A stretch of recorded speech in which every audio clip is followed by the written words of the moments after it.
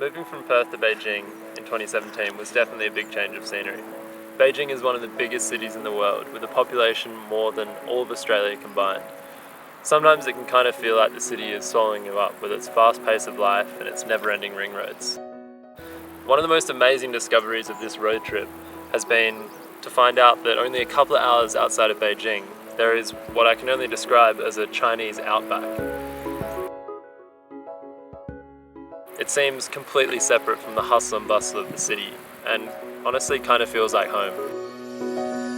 Once you drive north out of Beijing, you go past the Great Wall of China. It's only a couple of hours until you reach the grasslands, and a couple more hours and you're in Inner Mongolia. In fact, these grasslands connect up into the steppe, which run right through into Central Asia. It was in this area. For thousands of years, nomadic tribes have roamed around these areas. In fact, this area is home to the Manchu people, who were the rulers of China during the Qing dynasty. On our trip, we've met lots of people who still identify as Manchus, even though they now all speak Chinese. It's easy to imagine what this place would have been like in ancient China.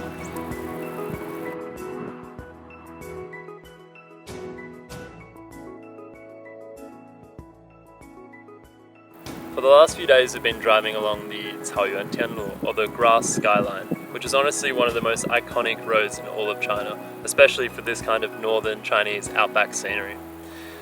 The people and the animals here all look like they're built to live in these sorts of conditions, where the wind is blowing 24/7, the sun beats down hard, and in the winter it gets to almost -30.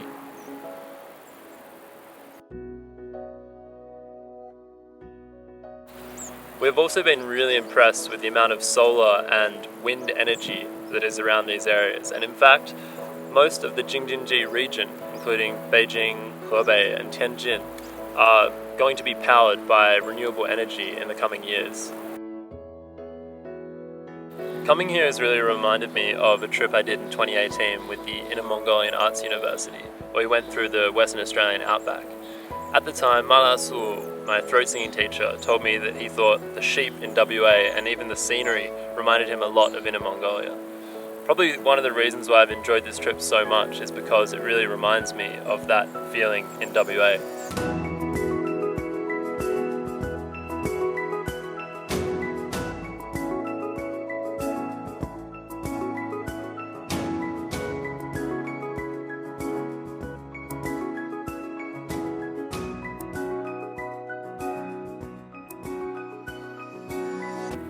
Being able to get out into the open space, to breathe the fresh air and to run around is a real privilege.